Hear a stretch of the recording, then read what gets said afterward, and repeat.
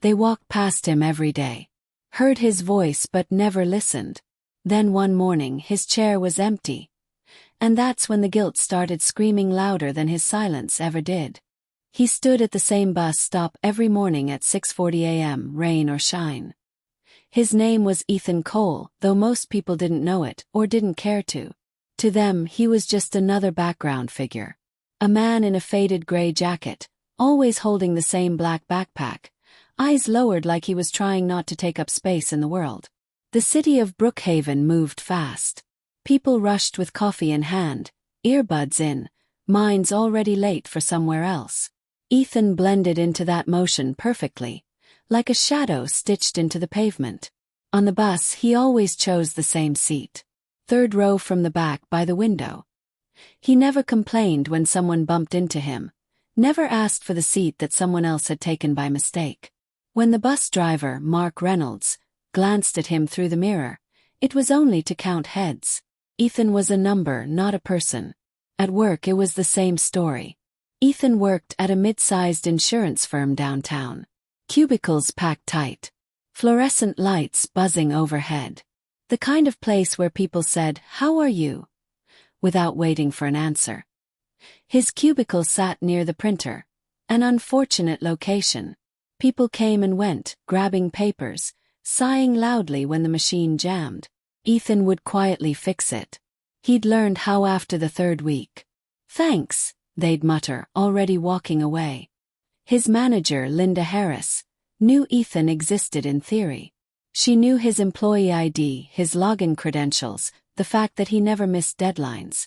But she couldn't have described his face if asked. Ethan ate lunch alone every day at exactly 12:15. Same bench in the small park across the street. He watched pigeons fight over crumbs and wondered how even they managed to be seen by someone. Sometimes he thought about speaking up. Just a little. Maybe a joke in the break room. Maybe asking someone how their weekend was. But the words always felt too heavy in his mouth, like they didn't belong to him anymore. So he swallowed them. At home, the silence was louder. His apartment was small, clean, almost painfully empty. No photos on the walls. No messages on his phone. His mother had passed years ago. His father had left even earlier than that. Friends faded slowly, one unanswered text at a time. At night, Ethan would sit on the edge of his bed, staring at the glow of his phone. Nothing. He'd open a notes app and type things he never sent. "I think I'm disappearing. Does anyone notice when I'm quiet? I'm still here." He always deleted them. Because who would read them anyway? One Thursday evening, as rain hammered against the bus windows, something inside Ethan shifted. It wasn't dramatic. No explosion of emotion. Just a quiet exhaustion settling deep into his bones. At the bus stop, a woman dropped her scarf. Ethan bent down, picked it up and held it out. "Ma'am, you dropped." She was already walking away, phone to her ear, laughing at something he would never hear. His hand stayed in the air for a second too long. Then it dropped.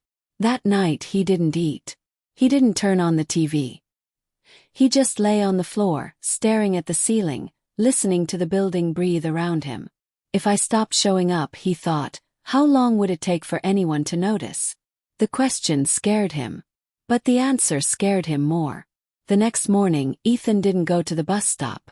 The bus arrived at 6:40 a.m. Mark Reynolds glanced at the usual spot. "Me." He frowned just for a moment.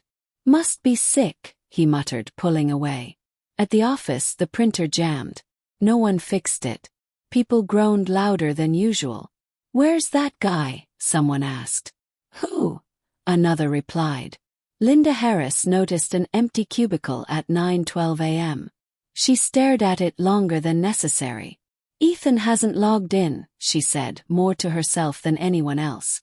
No one answered. By lunchtime, a strange unease settled over the floor. Not panic, just absence. Like a sound that had stopped and left ringing in its place. At 5:30 p.m., Linda sent an email. "Then please confirm you're okay." No reply. That night, the bench in the park sat empty. No one noticed. Not yet. By the third day, Ethan's absence had weight. Mark Reynolds found himself scanning every bus stop without realizing why. When he reached the one at 6:40 a.m., his eyes went straight to the empty patch of sidewalk. He shook his head. "Get it together," he whispered. At the office, the printer stayed broken longer than usual. People stood around awkwardly, waiting for IT. "That guy used to fix this," someone said. "What guy?" another voice replied. "The quiet one. Sat by the printer." "Oh, him." Linda Harris checked her email again. Still nothing. She told herself not to worry. Employees vanished sometimes. They quit. They moved on. But Ethan hadn't said a word. No resignation. No complaint. No warning.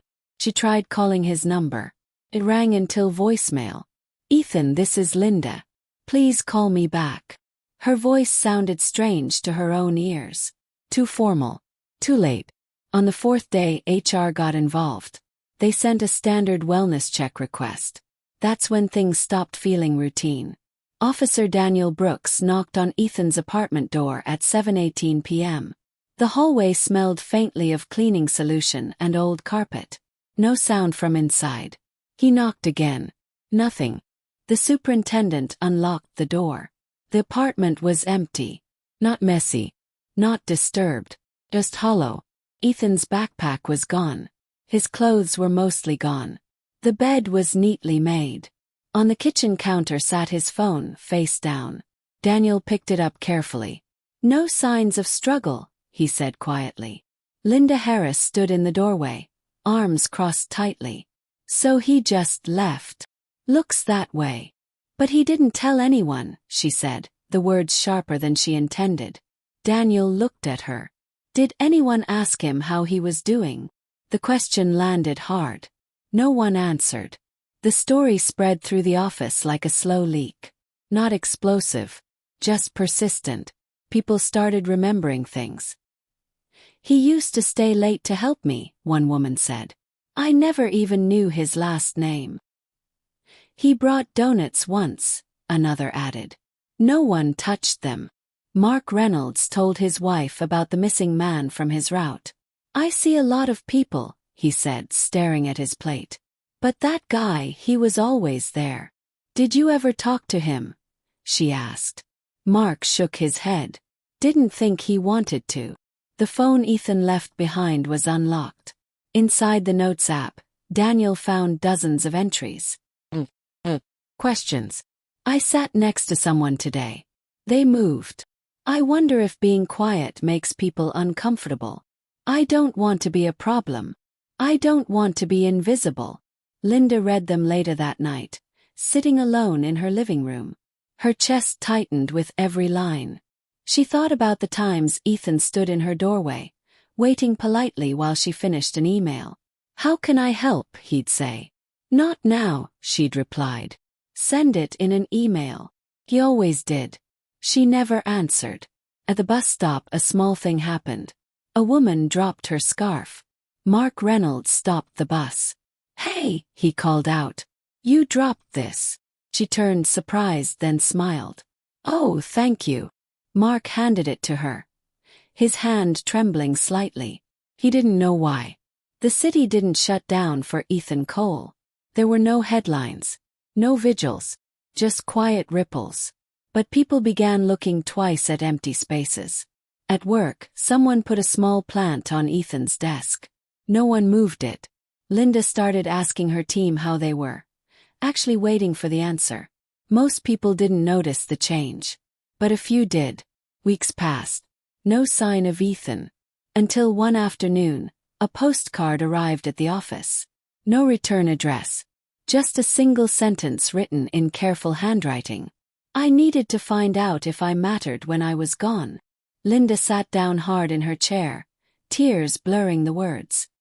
"He mattered," she whispered. But the room was empty. The postcard changed everything. It was pinned to the corkboard near the printer, right where Ethan used to sit. No one said who put it there. No one took it down. People stopped in front of it. Read it. Stood a little longer than necessary. Conversations shifted. Not loudly, not dramatically, but gently like a tide turning. Mark Reynolds kept an extra coffee in his thermos now. For no one in particular. Just in case. Linda Harris started a weekly check-in. No agenda. Just space. "How are you really doing?" she asked one morning. The room was quiet. Then someone answered. Ethan, wherever he was, sat on a bus headed west. The landscape outside the window changed slowly, from concrete to trees to open sky. He watched it with a calm he hadn't felt in years. He wasn't running. He wasn't hiding. He was breathing. He remembered the moment he'd left his phone on the counter. How heavy it felt in his hand. How light he felt without it. He didn't know what came next. New job. A new city. Maybe nothing at all. But for the first time, his existence wasn't measured by whether someone else noticed him. It was measured by whether he noticed himself. Still, some nights he wondered. Did they feel it? Did my absence echo at all? Back in Brookhaven, the bench in the park had company again. 2 co-workers ate lunch there now, laughing quietly. One of them glanced at the empty space beside them. "Didn't someone used to sit there?" she asked. "Yeah," the other replied. "I think his name was Ethan." They sat in silence for a moment. "I hope he's okay." Miles away, Ethan stepped off the bus into a small town he'd never heard of before. The air smelled different. Cleaner. A stranger held the door open for him. "After you," the man said, smiling. Ethan hesitated, then smiled back. "Thank you." It was a small moment, but it was real. And this time he didn't feel invisible at all.